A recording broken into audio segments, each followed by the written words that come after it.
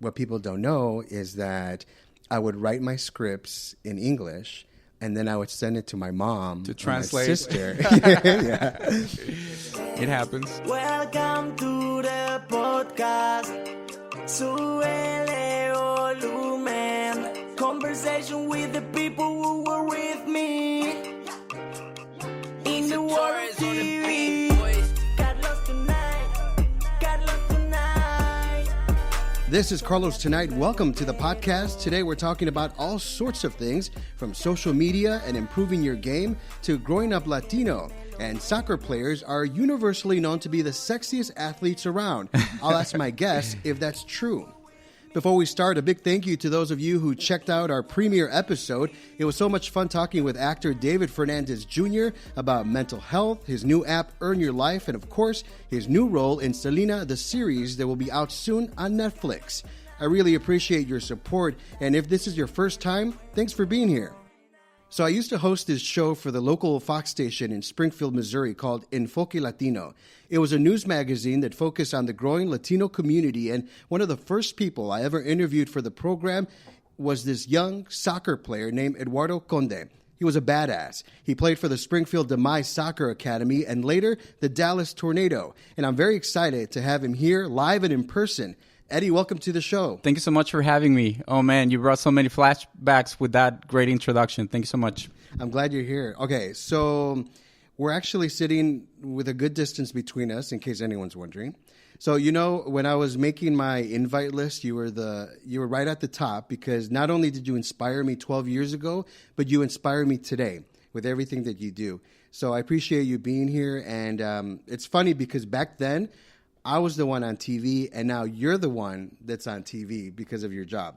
What went through your mind when this young, hot Colombian reporter from KSFX TV, of course I'm talking about myself, reached out and I got that. reached out and asked you to do an interview? Well, first of all, it was great. It was actually one of my first interviews that I ever did. And you mentioned just a minute ago that I have inspired you, and I continue to do that. So that is an honor for me to hear that. But I do want to tell you that you have inspired me just as much or maybe even more than what I have to you. I remember one time we were having a conversation, you and I, and I told you that you look so natural on the camera, that you were a professional, that you were great. You were just natural in the camera and the interviewing process. And you said you came back with a really good answer that I still remember to this day, and it still helps me to in my daily life, not just what I do in front of the camera or the radio. You said, Eddie, if a lot of people tell me that I look natural, that I'm a pro, that I was born with that talent, but what they don't know is that I've been practicing since I was 4 or 5 years old in front of the mirror. So that right there, I mean, it made an impact that I still remember that day. It was a long time ago when you told me that. So it goes to tell you how much you love what you do, and it's a proof that if you love what you do, I mean, you will succeed. You will succeed. Absolutely. But you love what you do, and that's, a lot of people cannot say the same. A lot of people just do what they do because they have to. You do what you do because you love what you do, and in addition, you're getting paid for that. So that's awesome. That's awesome. I'm trying to remember how I found you in the beginning, and I think way back when, reporters at the time didn't have what reporters have now, which is like the technology, Facebook and Twitter. Right. Back then we had MySpace. Do you remember that? I remember that, yes. And I think that's how I sent you a message, if I'm correct. I don't remember. It was. I don't remember. It's been probably I would say 12 years ago. 12 years ago. Yeah, it's been a while. It's been a while, but it was great.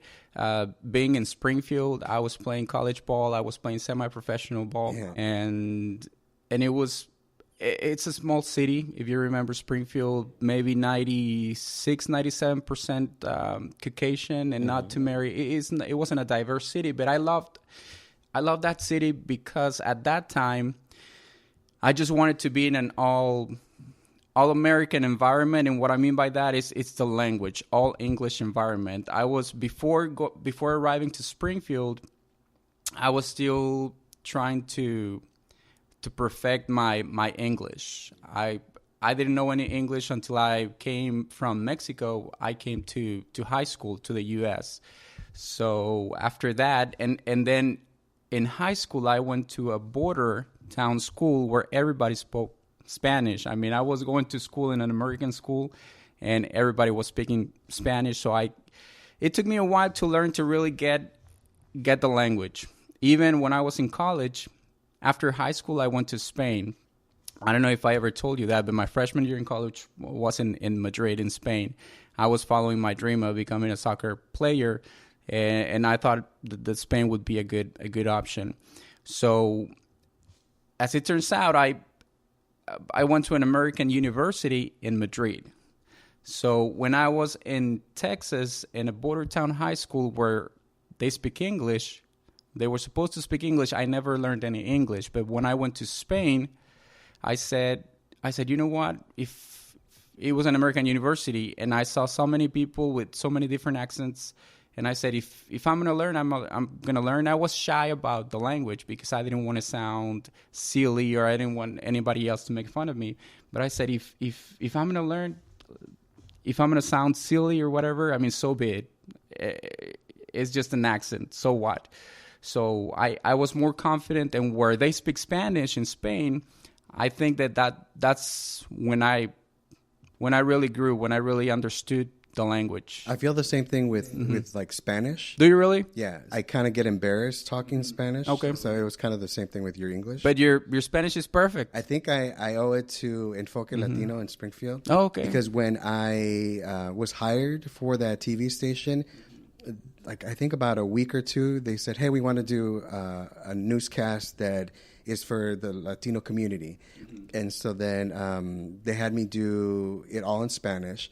And so what people don't know is that I would write my scripts in English, and then I would send it to my mom to translate. My sister. Yeah.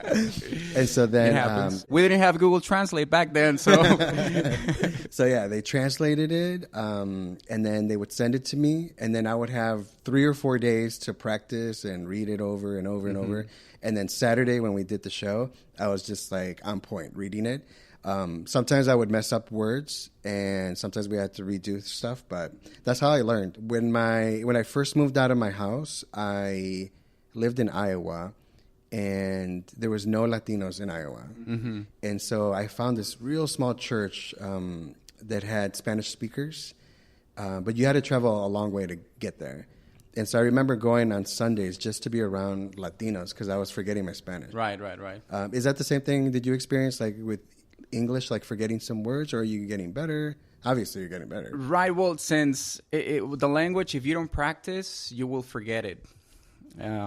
So I live here where I have the opportunity to learn, to practice, to actually speak English or Spanish at any given time. We live in a very diverse area. Hispanic population is very high here in the Dallas-Fort Worth area.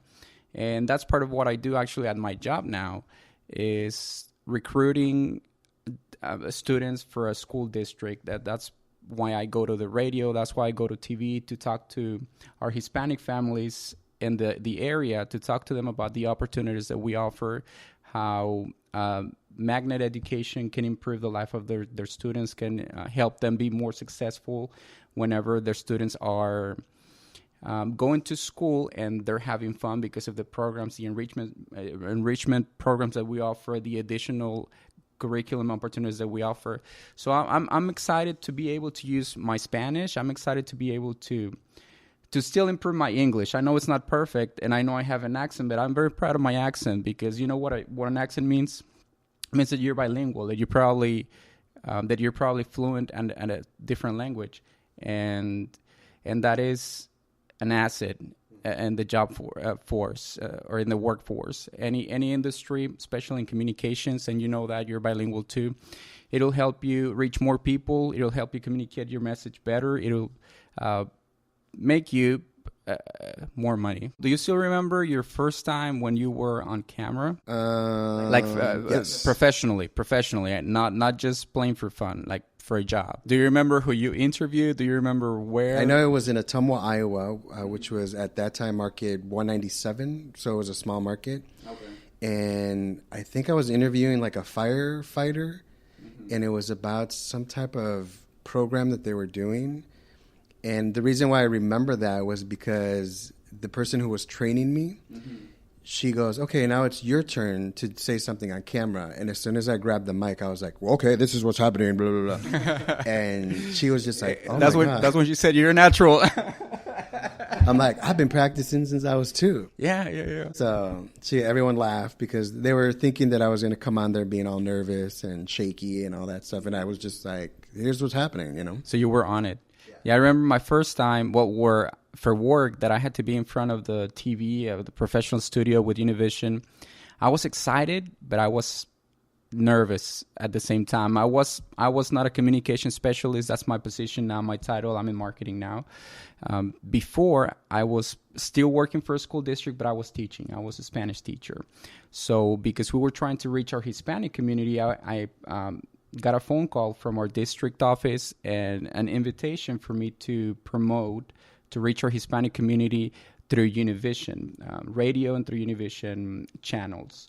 Contigo en la Comunidad, that's the name of the show. So I said yes without hesitation. And then after that, I started thinking, it sunk in that I'm going to be on TV, that I have to be ready. So I had to prepare, obviously, the content. You need to know what you're going to say whenever you go. You're going to be promoting something. But when I was nervous up to the moment I stood in front of the camera. Then it was just awesome. It was just a great feeling. And at that moment, I said, I can do this. I can do this for a living. I was still teaching. I was just doing that for to help our district. But then after that, I started doing some more things like that in marketing. And then when a position opened up to do this full time, I applied, and I got the job.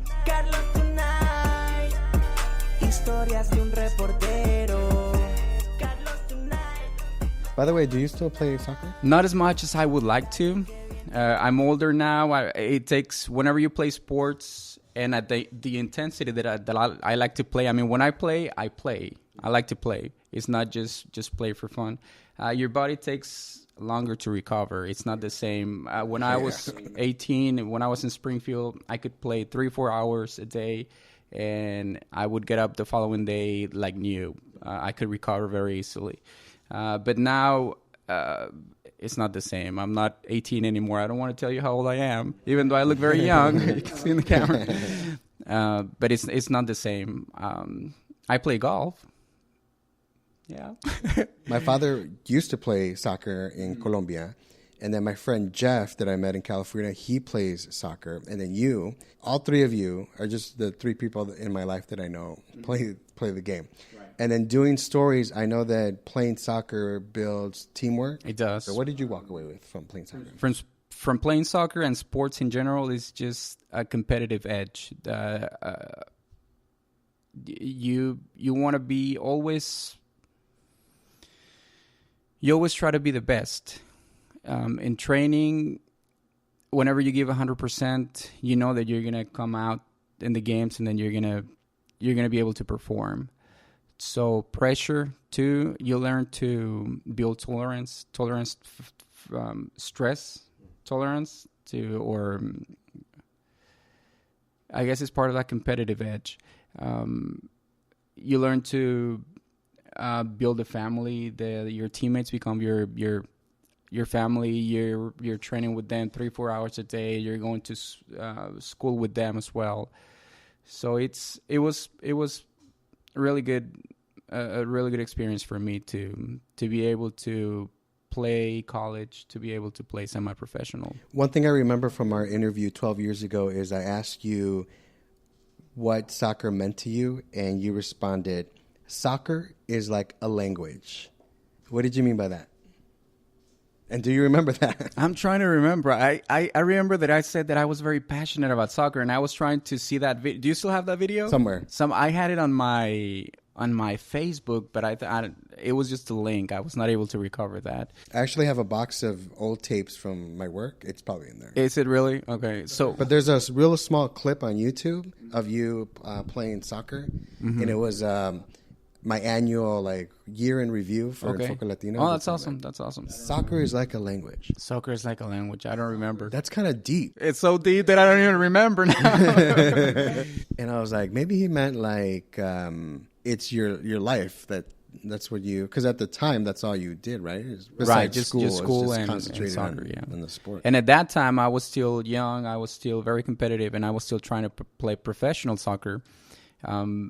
And I had a lot of games where we played against Kansas City Wizards at that time, which was the MLS Major League Soccer team.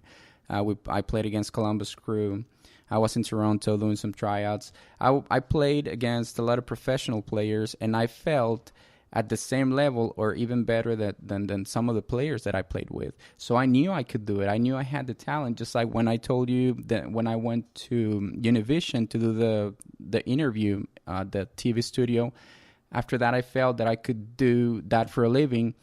So when I played against professional teams, it was a validation for me personally to know that I was able to play against them. Why the coaches never picked me? I don't know. I mean, I guess I didn't have their style of play.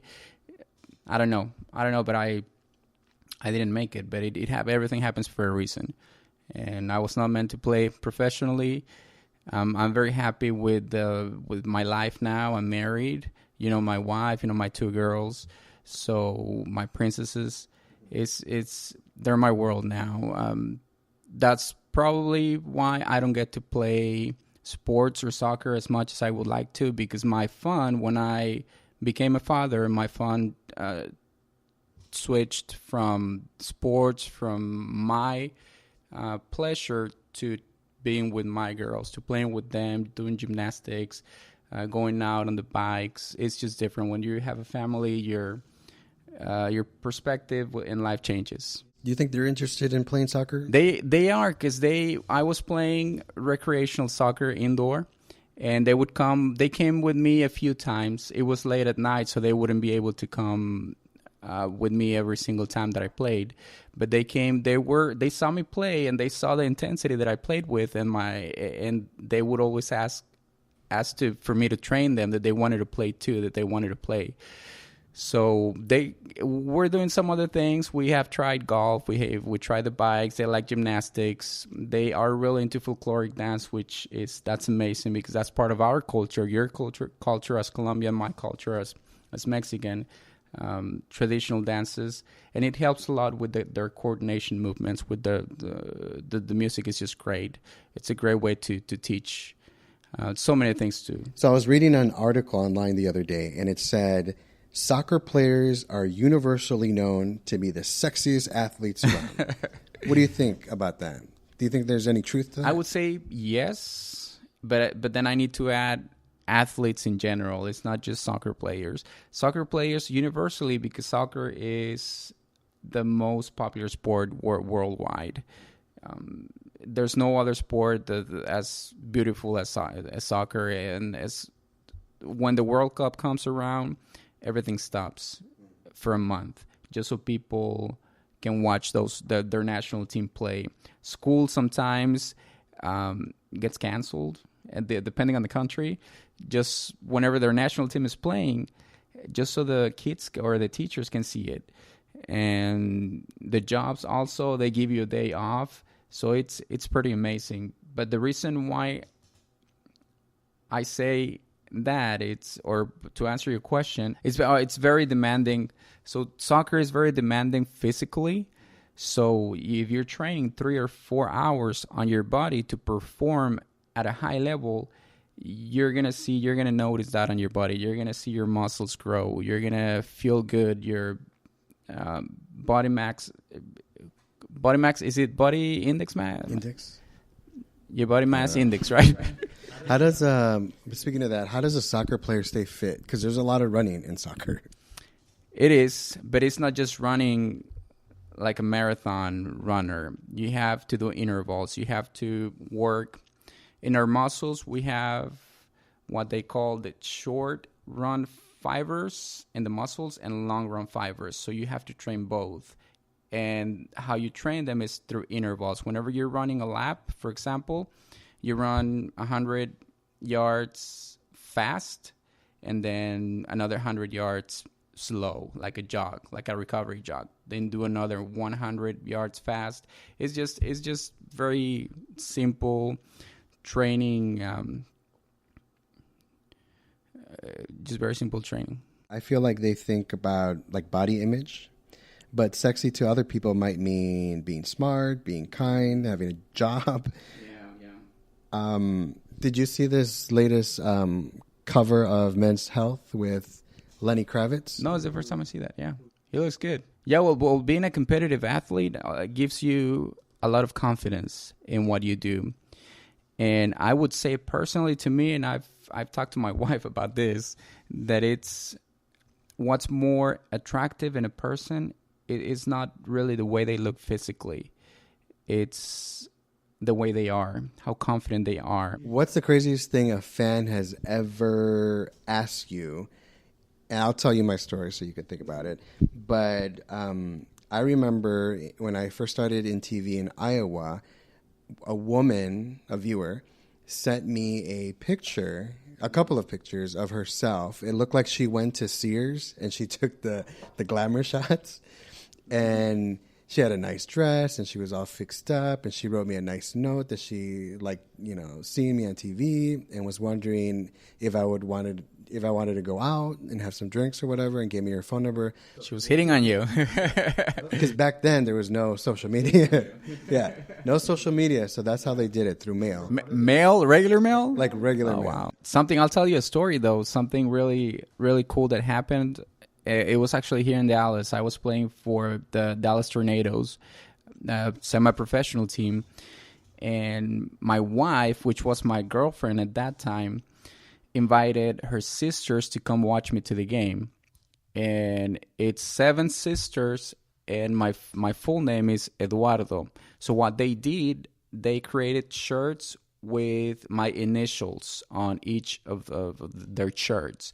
So the 7 sisters spelled my name, Eduardo. So I was pretty cool. They were cheering for me at the stands.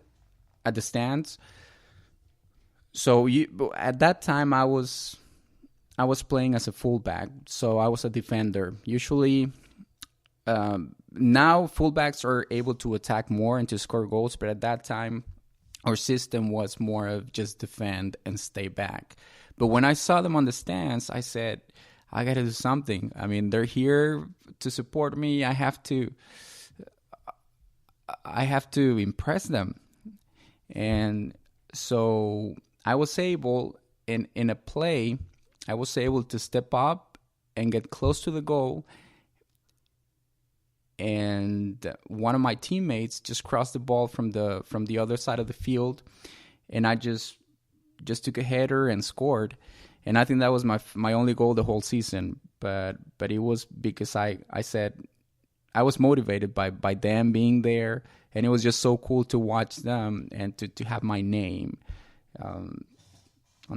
It was cool. So what advice would you give a young Eduardo from 12 years ago? What advice would you give him? My advice to myself, to my younger self, 12 years ago, since we're on the soccer topic, whenever I was playing ball, college ball and semi-professional, I was enjoying. I was really invested into my training, into soccer, but I have always been a social guy. I always had friends. I always went out and had fun with my friends. And I've heard this from many professional players, that soccer is like a marriage. You have to be loyal to soccer for it to work, for that relationship to work, for you to be able to get to that level.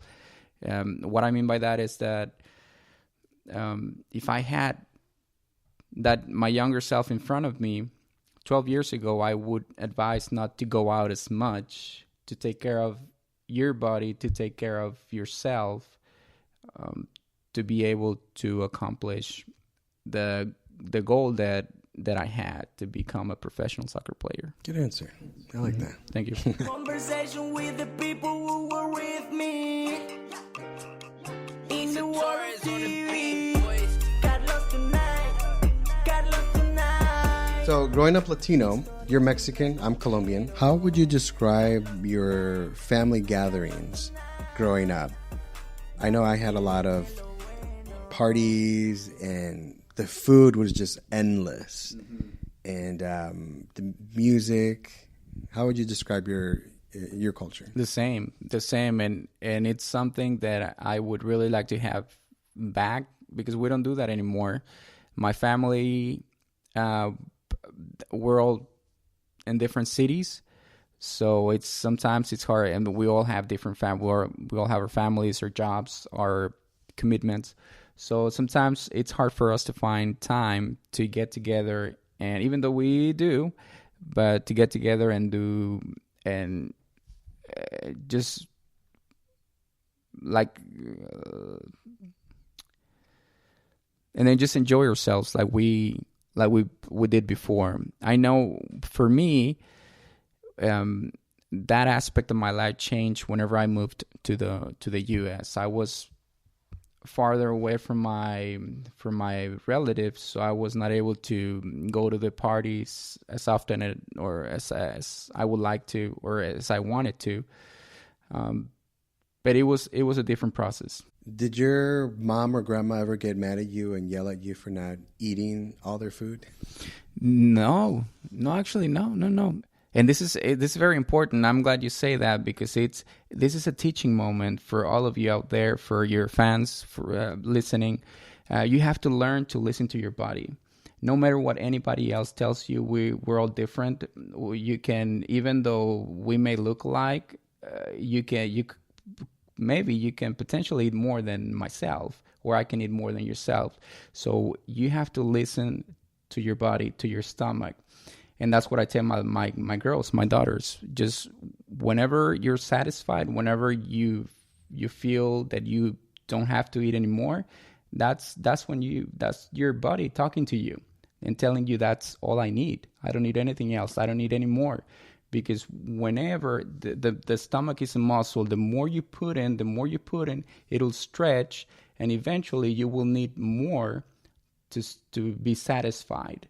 So that's when health issues arise. So for everyone out there, Carlos fans, everyone, listen to your bodies, listen to your stomach, especially if you have little ones, daughters, children, sons, anybody. Teach them to listen to their bodies. Very important. I have a very serious question to ask you. So the other ones were not serious? Oh, man. This one's really, really serious. Oh, okay. How many times did you get hit by the chancla? I don't know. First, can you tell the audience what the chancla is? Yeah, the flip-flop. Yeah, the famous Mexican flip-flop or Hispanic flip-flop. And that's a very good tool to discipline. I'm not sure if our younger generations know about it, but they should. I mean, there's a difference in violence or being violent with children and educating your children. And I don't want to get too deep into this, because I know everybody has their own point of views. But from time to time, yeah, my parents, I was very mischievous, I guess. I would like to try so many things. I would test my parents so much, but that's how I learned, and that's how children learn, just testing, exploring.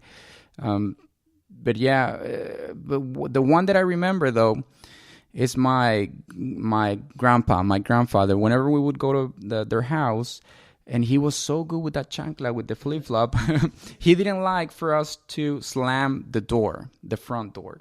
So every time, and we would forget all the time because we're running around all the time.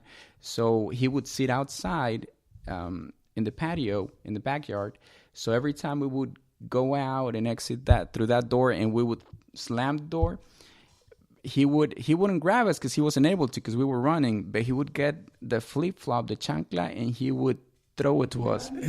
And he got me a few times.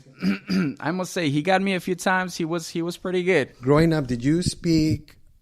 I mean, obviously, you only spoke Spanish. Right. I didn't learn any. Well, I had in school, I took an hour of English per week, but that's not enough to become fluent. I mean, you learn the numbers 1, 2, 3.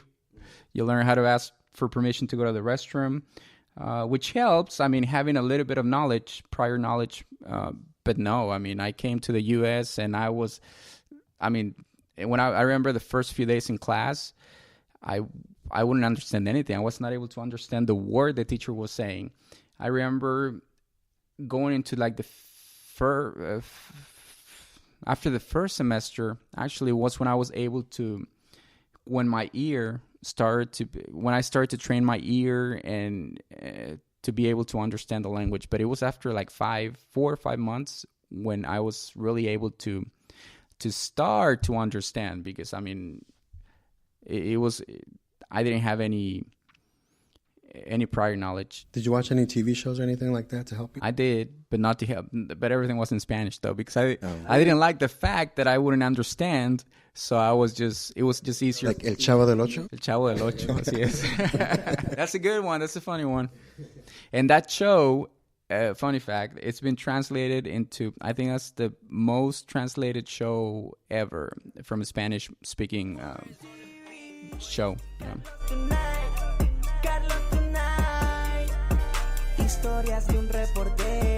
What are some of the social media projects that you've been doing at work? Well, it's just posting every single day about the life of a student. We're trying to show our community, our followers, even our own teachers and administration, what's happening every single day in the classroom through the lens of a student, through the eyes of a student. I let them tell me their story. I do a little bit of video, then put it together and post it on our social media, on our website, so people can see what's really going on, all the wonderful things happening. I do have something that I would recommend for someone working social media as a profession, as a career or a job, is to have separate accounts. Whenever you have to manage your own social media, you need a profile, especially on Facebook. You need a personal profile to be able to manage your social page. So I have my private life page, and then I created another one just for work. So that way I don't mix any business with pleasure, and that gives me a lot of peace of mind that. Just to make sure the work is work, and then my personal life is my personal life. So I try to improve my social media game, and sometimes I fail, but other times I succeed. And have you noticed that a lot of people, specifically on Facebook, there's not a lot of interaction anymore. Not a lot of people are liking or sharing or commenting. Why do you think that is? And are people going to like TikTok? It's a trend. It's a trend.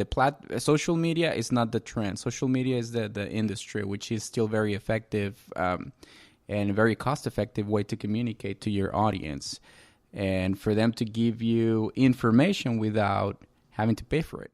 Do you have any tools out there that you use on a regular basis? Any apps? Any favorite apps that you use? I like to use Canva.